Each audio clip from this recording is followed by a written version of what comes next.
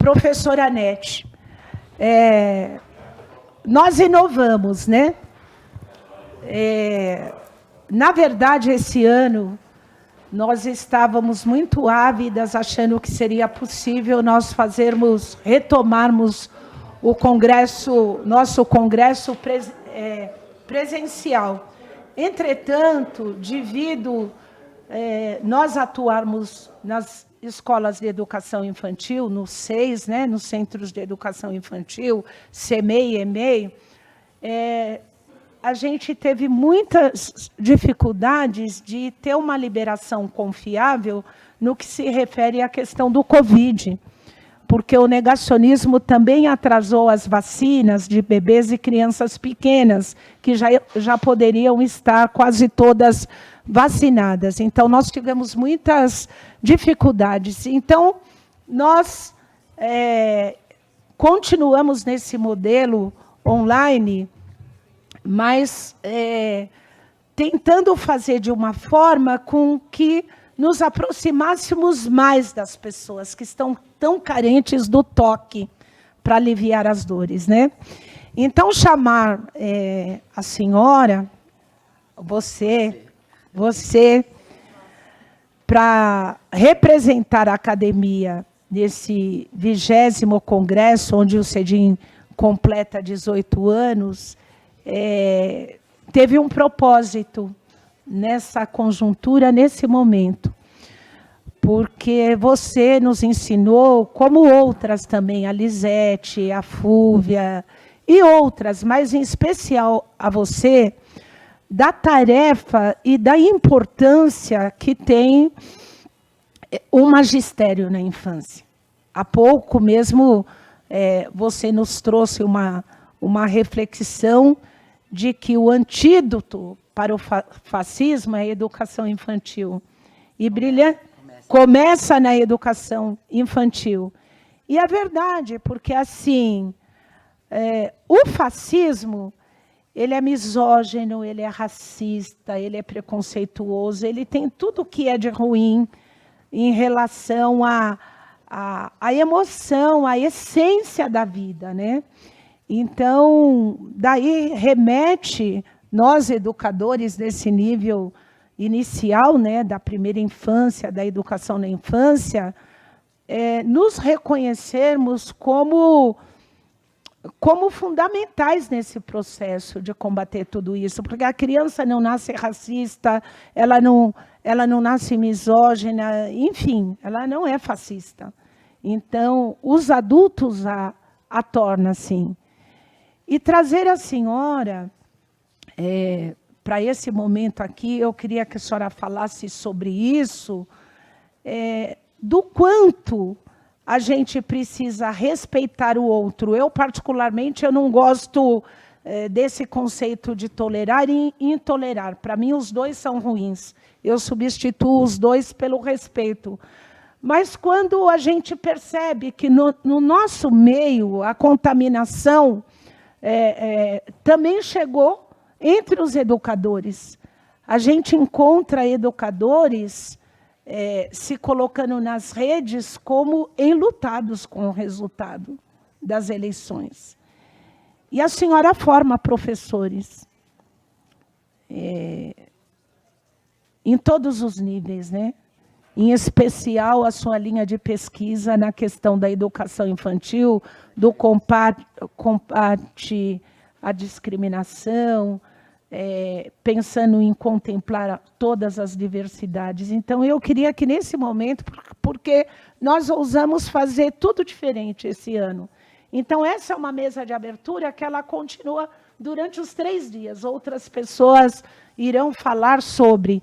Mas a gente gostaria de encerrar essa mesa de abertura com essa reflexão em que pese o seu estado emocional com a notícia da partida dessa estrela, que foi abrilhantar as outras estrelas nossas que estão lá.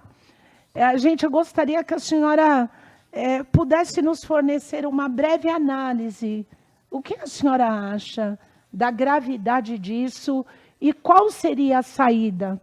porque não se trata de opções partidárias, é mais grave que isso, porque a opção partidária faz parte do processo democrático, mas é uma coisa que impregnou. Se já nos causa estranheza ver, mas em educadores que teria que ter uma reflexão a mais no sentido da percepção, é algo que nos preocupa muito. Então, por vezes, pode parecer que nós fazemos ingerência, mas eu penso que todas as nossas provocações é no sentido de dizer, gente, começa aqui. Se nós concordamos com práticas fascistas, nós vamos educar para o fascismo. Iniciar essa educação, esse pensamento. Então, eu queria que a senhora pudesse abrilhantar, finalizando esse momento inicial aqui do sindicato, com esta reflexão. Assim, a queima-roupa, tudo bem. Meu choro também não é pelas mortes todas, não só da Gal. Acho que a gente teve muitas mortes, né? Só não tivemos a morte da esperança, porque se a gente tivesse a morte, eles ganham, vamos dizer assim, né? A gente não pode deixar que a nossa subjetividade seja capturada pela tristeza, pela impotência, né? Na hora que a nossa própria subjetividade é capturada, a gente perdeu e eles ganharam. Então, isso tem que se lutar o tempo todo contra isso. Primeiro, é importante dizer o seguinte, nem todos o bolsonarismo assim, é fascista, vamos dizer, né?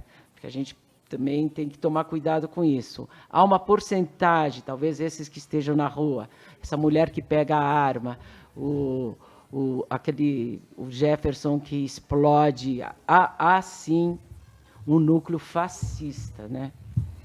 E por que o fascismo é tão difícil?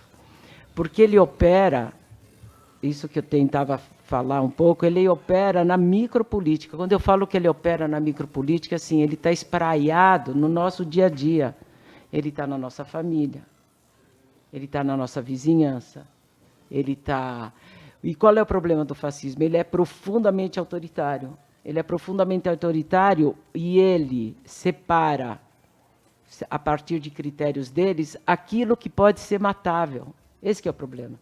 O problema do fascismo, que foi muito bem diagnosticado pelo Bembe, que é um historiador camaronês, é que o fascismo acha que tem vidas matáveis.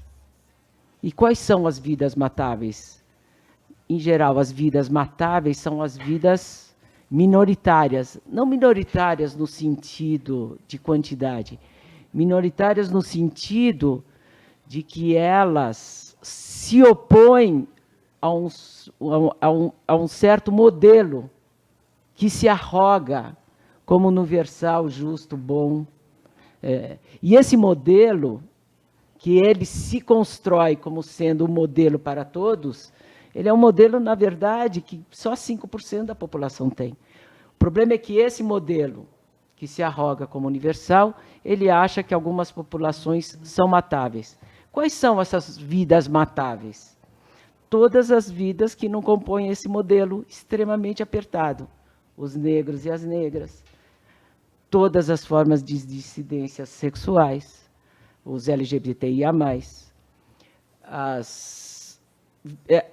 mesmo esteticamente, esse modelo, ele acha que há uma estética que ele arroga como estética que deve ser para todos.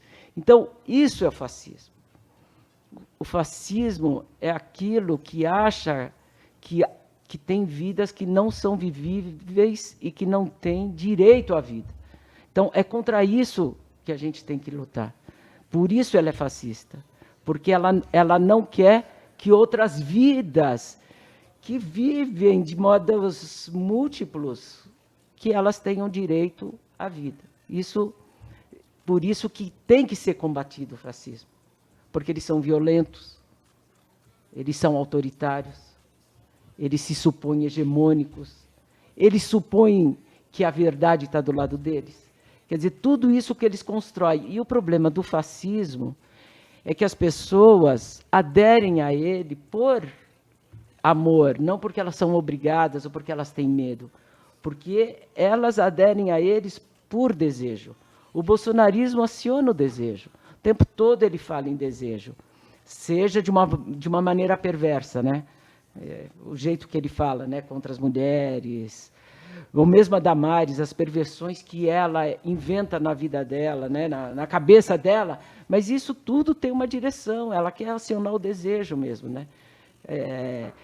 Mesmo que seja um desejo abjeto, né, que ela aciona, Damares, né, criança, não vou nem repetir porque é tamanha aberração. Então, o fascismo é isso.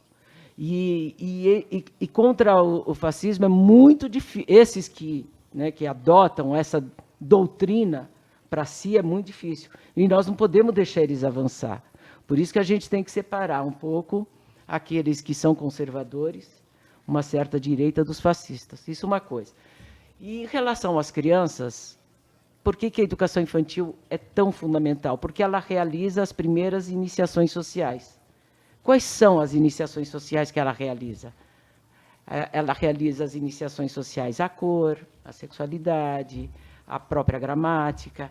Quer dizer, essas iniciações, elas se dão na educação infantil.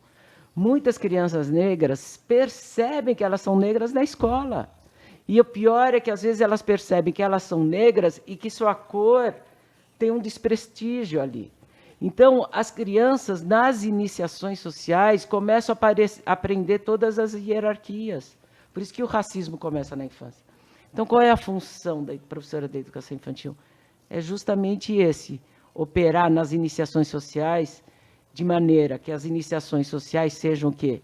Afetivas, solidárias, que elas possam experimentar as diferenças, que elas possam viver as diferenças juntas e que as diferenças sejam valorizadas. Ou seja, de que todas as vidas merecem vida. E todas as vidas merecem vidas e todas as vidas podem ser vividas como se é possível inventar e tem o mesmo estatuto que todas as outras vidas, né? Então, a infância ela é rica por causa disso, né? Que as crianças estão se iniciando socialmente, estão se socializando, e elas são abertas ao mundo, né? As crianças têm uma abertura.